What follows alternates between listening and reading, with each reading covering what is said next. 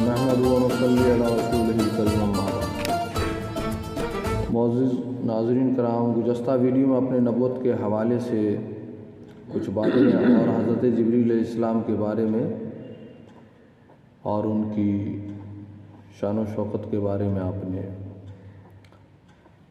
چند اور کچھ مختصر باتیں سنی۔ اب آئیے نماز کے بارے میں۔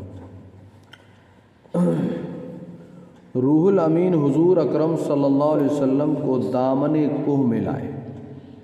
دامن کوہ ایک پہاڑ کا گفا ہے، اس گفا میں حضرت جبریل نے حضور صلی اللہ علیہ وسلم کو لائے اور خود وضو کیا۔ حضرت جبریل نے وضو کی اور آپ صلی اللہ علیہ وسلم نے بھی وضو کیا، پھر دونوں نے مل کر نماز پڑھی، روح الامین نے نماز پڑھائی۔ سبحان اللہ۔ آغاز تبلیغ۔ اس کے بعد نبی صلی اللہ علیہ وسلم نے گھر پہنچ کر تبلیغ شروع کر دی۔ حضرت خدیجہ رضی اللہ تعالی عنہ جوزہ نبی کریم صلی اللہ علیہ وسلم، حضرت علی رضی اللہ تعالی عنہ، حضرت ابو بکر صدیق رضی اللہ تعالی عنہ، حضرت زید بن حارثہ رضی اللہ تعالی عنہ پہلے ہی دن مسلمان ہو گئے۔ سبحان اللہ، سبحان اللہ۔ ان لوگوں کا ایمان لانا جو آن حضرت صلی اللہ علیہ وسلم کی ذرا سی حرکات و سکنات سے واقف تھے، نبی صلی اللہ علیہ وسلم کی اعلیٰ صداقت و راست بازی کی قوی دلیل ہے، جو ہم آپ تک حدیث کی شکل میں پہنچ رہی ہے۔ عام تبلیغ۔ آپ صلی اللہ علیہ وسلم نے سب کو عام طور پر سمجھانا شروع کیا۔ ہر ایک مجلس عام و خاص، ہر ایک میلے، ہر ایک گلی کوچہ میں جا کر لوگوں کو توحید کی خوبی بتاتے، بتوں، درختوں، پتھروں کی پوجا سے روکتے، بیٹیوں کو مار ڈالنے سے منع کرتے۔ پہلے لوگ اتنا بڑا ظلم کرتے تھے، بیٹی اگر پیدا ہو جاتی تھی تو اسے زندہ دفن کر دیتے، صرف سر نکلا رہتا تھا اور پتھر سے مار کر سنسار کر دیتے تھے۔ لیکن نبی کریم صلی اللہ علیہ وسلم آپ آئے دنیا میں اور ان سارے خرافات اور اتنے بڑے ظلم سے لوگوں کو نکالا، اور عورتوں کا مقام آپ نے کتنا بیان کیا جو آپ سماعت فرما رہے ہیں، جس کو اللہ تعالیٰ نے قرآن کریم کے 30ویں پارہ سورۃ تکویر میں فرمایا ہے۔ سبحان اللہ، سبحان اللہ۔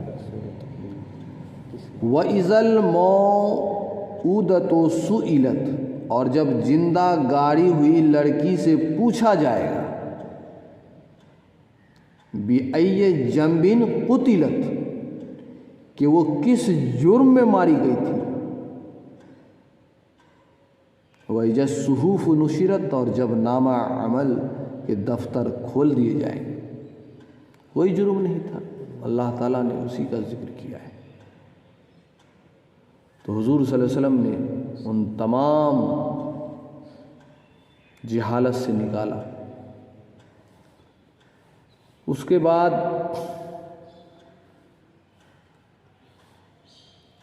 آپ صلی اللہ علیہ وسلم لوگوں کو جوا کھیلنے سے لوگوں کو روکتے۔ آپ صلی اللہ علیہ وسلم فرمایا کرتے تھے کہ اے لوگو، جسم کو نجاست سے، کپڑوں کو میل کچیل سے، زبان کو گندی باتوں سے، دل کو جھوٹے اعتقاد سے پاک و صاف رکھو۔ سبحان اللہ۔ وعدہ اور اقرار کی سخت پابندی کرو۔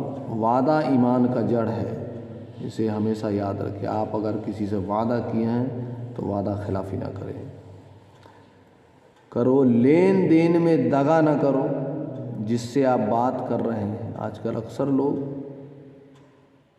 لین دین کا بات کسی کو توقع دلا دیتے ہیں، لیکن عین موقع پر آپ کو نہیں ہے تو وعدہ کسی سے نہ کریں۔ خدا کی ذات کو نقص سے، عیب سے، آلودگی سے پاک سمجھو۔ اس بات کا اعتقاد رکھو کہ زمین و آسمان، چاند، سورج، چھوٹے بڑے سب خدا کے پیدا کیے ہوئے ہیں، سبحان اللہ۔ سب اس کے محتاج ہیں۔ اب عرب میں عقاج، بجینہ اور جل مجاز کے میلے بہت مشہور تھے۔ یہ سب میلہ ہوتا تھا پہلے، جیسے آج کل ہاٹ اٹ لگتا ہے، یہاں آج کل بھی میلہ ہوتا ہے، خرافات ہوتا ہے۔ پہلے اتنا نہیں تھا، اللہ محفوظ فرمائے۔ آمین ثم آمین۔ تو آپ صلی اللہ علیہ وسلم اور دور دور کے لوگ وہاں آیا کرتے تھے، اس لیے کہ تجارت کا بھی معاملہ رہتا تھا۔ تو نبی صلی اللہ علیہ وسلم ان مقامات پر جاتے تھے، میلوں میں آئے ہوئے لوگوں کو اسلام اور توحید کی دعوت فرماتے تھے۔ ان وعظوں کا اثر یہ ہوا کہ مسلمانوں کی ایک چھوٹی سی جماعت قائم ہو گئی۔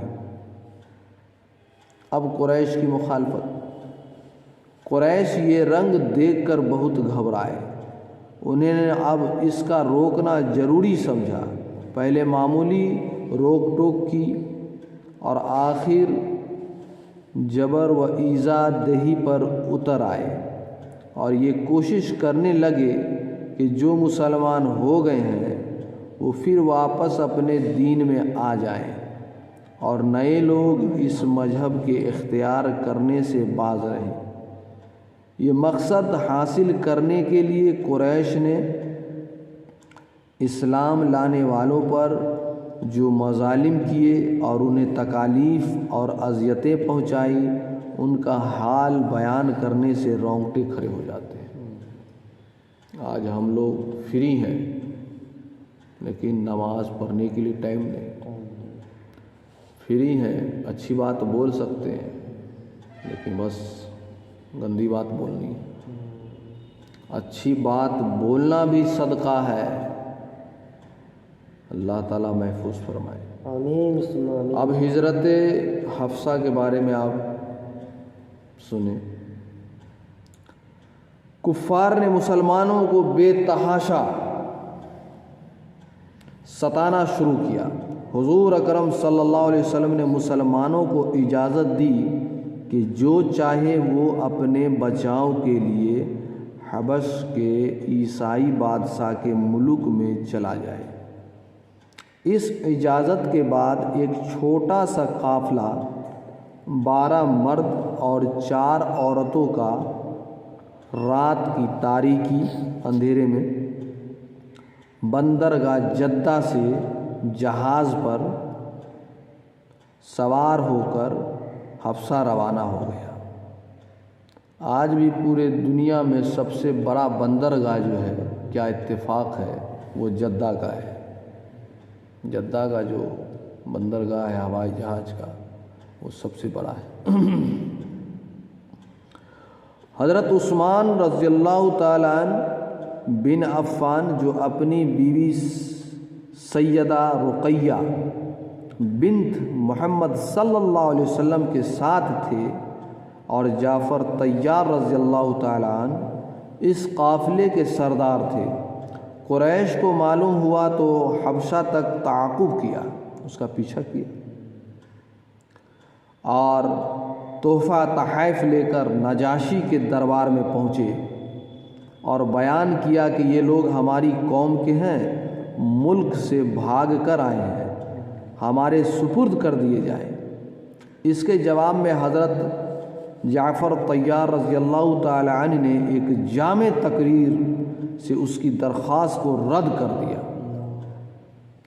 فرمایا، اے بادشاہ، ہم جہالت میں مبتلا تھے، بتوں کی پوجا کرتے تھے، مردار کھاتے تھے، ہم میں انسانیت کا نام و نشان نہ تھا، کوئی قاعدہ اور کوئی قانون ہمارے پاس نہ تھا۔ خدا نے ہم پر رحم کیا، ایک پیغمبر صلی اللہ علیہ وسلم کو ہم میں مبعوث کیا،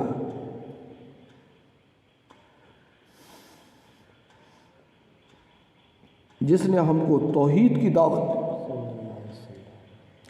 اس نے ہم کو بتایا کہ ہم گناہوں سے دور رہیں، اللہ آمین برائیوں سے بچیں، آمین نماز پڑھیں، انشاءاللہ صدقہ دیں، روزہ رکھیں۔ سبحان اللہ ہماری قوم ان باتوں سے بگڑ بیٹھی، جہاں تک ہو سکا ہم کو ستایا،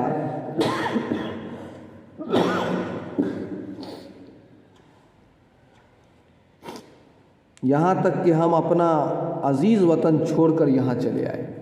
اللہ اکبر، دین کے لیے کتنی قربانیاں ہیں۔ اللہ الصمد اللہ الصمد اللہ الصمد۔ بادشاہ نے یہ تقریر سن کر کہا مجھ کو قرآن سناؤ۔ سبحان اللہ سبحان اللہ حضرت طیار رضی اللہ تعالی عنہ نے سورہ مریم کی چند آیتیں سنائی۔ بادشاہ سن کر رونے لگا اور کہا یہ محمد تو وہی رسول ہے صلی اللہ علیہ وسلم، یہ سب غفور الرحیم جن کی خبر اوہ عیسیٰ مسیح علیہ السلام نے دی۔ عیسیٰ علیہ السلام کے بعد حضور صلی اللہ علیہ وسلم کا دور آیا جو آخری ہے۔ خدا کا شکر ہے کہ مجھے آپ کا زمانہ ملا۔ القصہ قریش،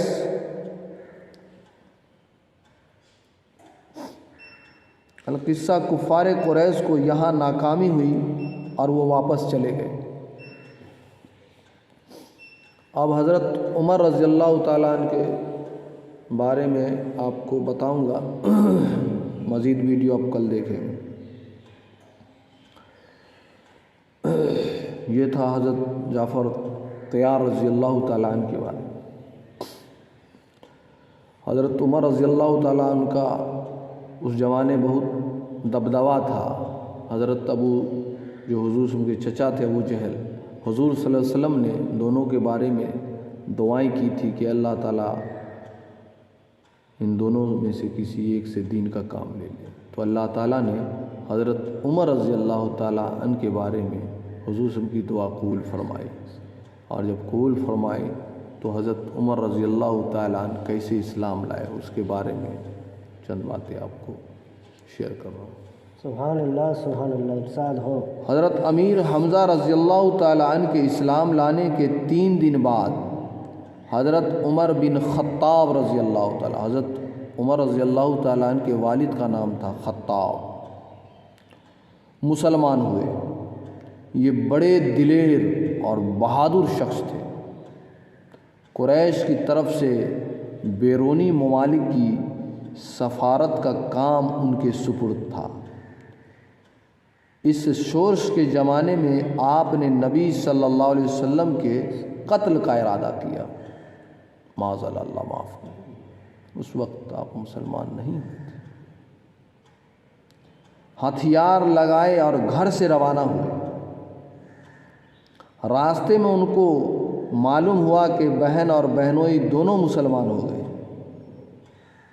سبحان اللہ سبحان چلے جو قتل کو عمر کہا کسی نے روک کر، کہاں چلے ہو اور کدھر مزاج کیوں ہے عرش پر۔ کیا بات ہے، سبحان اللہ سبحان اللہ۔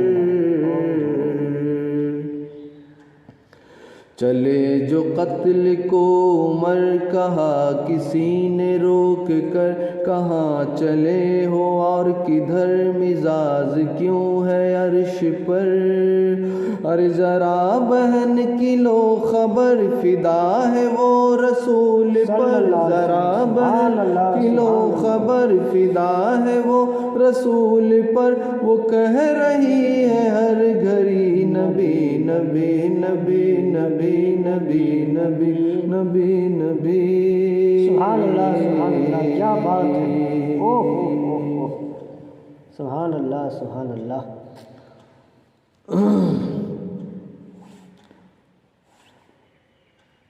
راستے میں ان کو معلوم ہوا کہ بہن اور بہنوئی دونوں مسلمان ہو گئے ہیں۔ یہ سن کر بہنوئی کے مکان پر پہنچے، دونوں اس وقت تلاوت قرآن مزید کر رہے تھے۔ سبحان اللہ سبحان اللہ۔ حضرت عمر رضی اللہ تعالیٰ عنہ کی آواز سن کر کلام الہی کو چھپا دیا اور خاموش ہو گئے۔ حضرت عمر رضی اللہ تعالی عنہ نے ان کو خوب مارا، یہاں تک کہ بہنوئی کے سر سے خون بہنے لگا۔ ان کی بہن نے جوش میں آ کر کہا، عمر ہم تو مسلمان ہو گئے ہیں، جو تیرے دل میں آئی کر۔ حضرت عمر رضی اللہ تعالی نے کہا، جو میرے آنے سے پہلے پڑھ رہے تھے مجھ کو بھی سناؤ۔ اس وقت وہ ایک صحابی رضی اللہ تعالی عنہ جو ان کے گھر میں تھے اور حضرت عمر رضی اللہ تعالی عنہ کی آمد سے چھپ گئے تھے، انہوں نے ظاہر ہو کر سورۃ طٰہٰ کا پہلا رکوع آپ کو سنایا۔